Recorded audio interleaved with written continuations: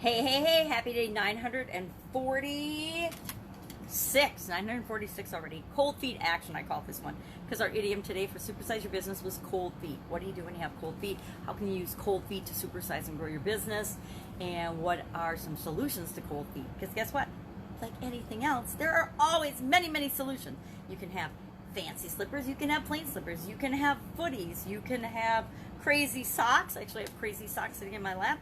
Crazy fun socks. You can have crazy wool socks, and these aren't even the craziest of the socks I have. I don't know about you, but do you have that dryer that eats socks? I have two entire white kitchen garbage bags full of socks that don't have mates. And guess what? I moved the end of last year and actually threw away all the socks that didn't have mates. So how on earth can it be that there's 2 bags full of socks that don't have mates again? I find it quite mind-boggling, especially since I usually will take 2 socks, and after I wear them, before they go in the wash, I will hook the tops together so I pull them apart and throw them in the wash together, and I still end up with ones. I swear the dryer must eat them. Anybody else have a dryer eating gnome or elf or something in your house that eats your socks? I swear that we do. Anyway, that's one of my weird idiosyncrasies. Bags of socks. But my granddaughter and I discovered during COVID that they make great Barbie clothes and doll clothes. You can make little doll swimsuits, doll clothes, doll dresses, doll hoodies, doll shirts. We've had a lot of fun making doll clothes out of the bag of unmated socks. Now, Murphy's Law will say that as soon as we're done making dog clothes and I throw those all away, we'll find the other sock. We'll end up with the mates. That's just the way it works. So today was all about cold feet and what to do if you have cold feet. Have you ever had cold feet? I've definitely had cold feet. Cold feet means, a fear of doing something, a fear of taking action, a fear of taking a step, a fear of moving forward, a fear of moving backwards.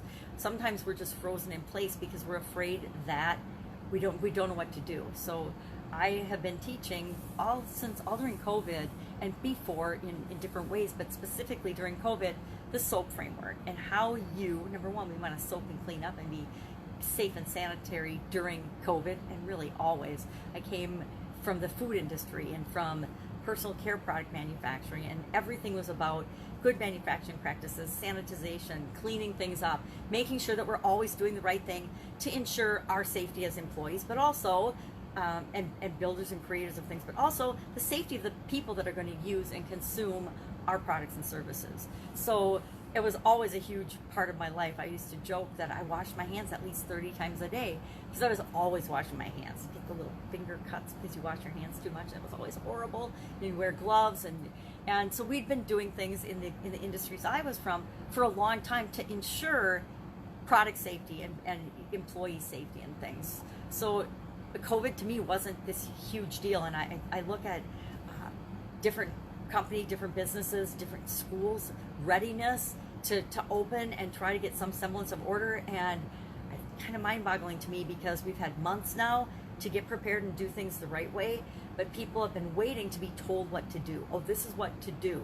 And you know what? It's like any other business, any other industry. If we be proactive and set the guidelines and set the standards ourselves, we're always going to do more than is asked of us, and we're always going to get a better result than if we have to wait to be told what to do.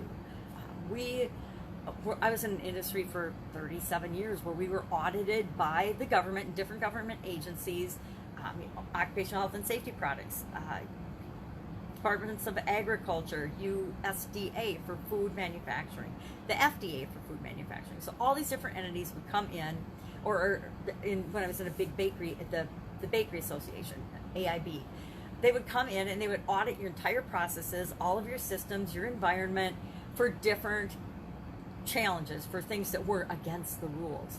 And I prided myself on making sure that we never had a problem in any of those audits, because we are always making our standards, our way of operating in each and every one of those businesses higher than what any other agency outside of us would expect or request of us. Because number one, it's the right thing to do for your customers. You always want to make sure that your customers and employees are safe and protected, and that nothing is going to ever harm them from your business.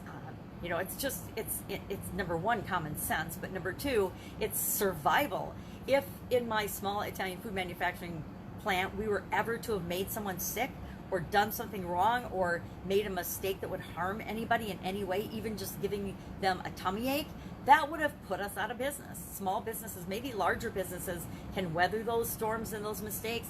You know, think of the auto industry. They put out cars and things that have challenges all the time because they know that they can fix it after the fact. With food and consumption and products and services that specifically come in contact with us as human beings or animals, we don't have that luxury. We can't make a mistake. It's not okay to make a mistake ever, at least in my opinion.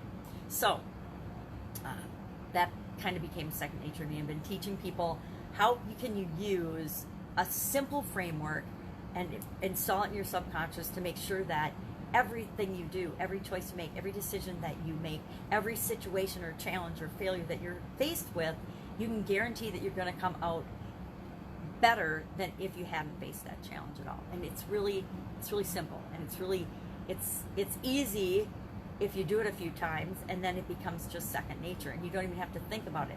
I don't have to think about the 4 parts of the SOAP framework consciously now for me to automatically do it. Challenge comes up, I'm faced with it, I automatically think about, and I don't think consciously about it, but this automatically happens, and it can happen almost instantaneously after you've done it a few times and you've made it a part of your normal operating procedure. It's like making decisions. It's a muscle. You get better and better and faster at making decisions when you make decisions. The people that have trouble making decisions for anything, big or small, are usually people that haven't practiced. They haven't made a lot of decisions or held themselves accountable that often. So it's really, really hard to make a decision. If you've ever gone out to dinner or you're going to have a fun day with friends, and you know, there's 6 of you and nobody can make a decision, nobody can choose, nobody can decide.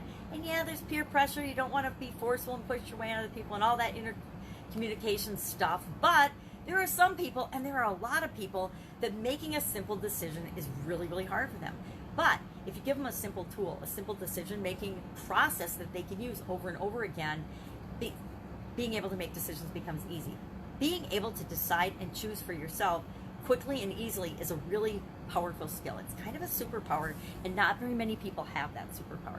But if you give them a couple of tools, like the plus or minus tool, the head, heart, intuition, or head, heart, gut tool, if you give them a couple of tools, decision-making becomes really, really easy. And a secret about decision-making, all you have to really do is ask yourself, how is that going to make me feel? If I do this, how do I expect it's going to make me feel? If it's going to make me feel better, the thing is for you. If it's might or will make you feel worse, then it's not for you. I mean, we make things so complicated as human beings. I am so guilty of that as well. I mean, I'm on this mission to simplify things, simplify my life and my physical surroundings, simplify my thinking. And not simple isn't stupid, by the way. To be able to make things simple is a sign of intelligence. And so I am seeking intelligence and seeking to break things down and make them simple, because simple is something I can apply and use over and over again. Simple is something I can teach and share with somebody else, and they can use it in their life to benefit their life. It's all these super duper complicated models about decision making. Have I studied a lot of them as a nerdy engineer? Absolutely. Do I use them every day? No. I did teach my daughter nominal group technique when she was about 8, because she had gotten a puppy and needed to name her puppy. And so for 3 days, she put the family through nominal group technique to pick out a name for this amazing little puppy that she had won at the Pheasants Forever banquet. And she named the puppy, and now she's going to have a baby, and she's going through the process of finding names. Now, she hasn't gotten to the nominal group technique, but she is practicing and doing all kinds of things with names, which is really creative and fun and exciting to see, because she knows how to make decisions. She knows how to look at alternatives, pick an alternative, test that alternative, and see if it feels right or not. If it doesn't feel right, try something else. If it does feel right, move forward with it. And so you can absolutely positively use this for anything. Today's fun challenge was about the things we don't know. Yesterday was about the things we do know. Today was about the things that we know we don't know. And maybe we know we don't know it and we don't care that we don't know it. Or maybe we know that we don't know it, but we're curious about it and want to explore something new. I'm actually really enjoying the fun challenges here. I think today was day 237. Not to 240 yet. Day 237. And every day it's fun to make sure that I consciously look for something fun. I have the gift of my granddaughter being with me until Friday. She starts school Friday, but I get to hang out with her this week, Monday, Tuesday, Wednesday, Thursday. I'm super excited about that because I thought last Tuesday, before she went on vacation with her mom, that for her birthday, that it was the end of our time together. She has been my COVID buddy and my COVID helper and my COVID positive energy and fun. And so I think I better really get on it this week, thinking about, okay, what's going to change when it's back to just me all day. Yesterday, attended a wedding, super fun. It's the only, I want to say it's really the only social thing that I've been to in at least 6 months. It was an outdoor fun wedding, very, very fast, very fun, but just a really spectacular little event that, you know, it's fun to see people falling in love during times of chaos and times of change. What else is going on? I didn't touch anything this weekend because I was out of town all weekend. Actually, secretly, I didn't even process 2 of my videos from yesterday because I don't know about you, but I woke up in the morning and social media was crazy. It couldn't get Facebook to work, LinkedIn wouldn't load, YouTube wouldn't load. It was like there was some kind of a glitch in the airwaves or something that was interacting on several different social media platforms, not just one, but several of them. So I was grateful that I got the videos made, but then I had the wedding and my daughter's home and all kinds of things that I just did not get to processing. The fun challenge video yesterday or the what's she up to now, which is this video where I just kind of ramble about what's working, what's not, as I transition from the offline brick and mortar world and corporate world to the online world. All right, have an awesome day. If I can help you in any way, hit me up in the comments below. Otherwise, I will be with you tomorrow, again, to report in on what's working, what's not, what I'm working on, ending the 30-day, which was day 31 today, August 2020 Get Up and Go Challenge. I will do a summary day tomorrow, and then today or tomorrow, I have to decide what am I going to do next? What's my next move with respect to Get Up and Go? And I'm loving doing it. I don't want to start another one first thing September 1st because that's tomorrow. Now, I've been known to do that, but I don't want to do it because there's a lot going on this September. But I will figure out what's next. Maybe I'll just do a small one in like middle of second week of September or something. That would be good to maybe do a 10-day short version to just give people a taste of, hey, what you can do. Focus on what you can do versus what you can't do. Focus on what's possible, not what you think is impossible. And all of a sudden, the things that you thought were impossible for you become second nature and possible. All right, have an awesome day. I'll be with you tomorrow. Bye.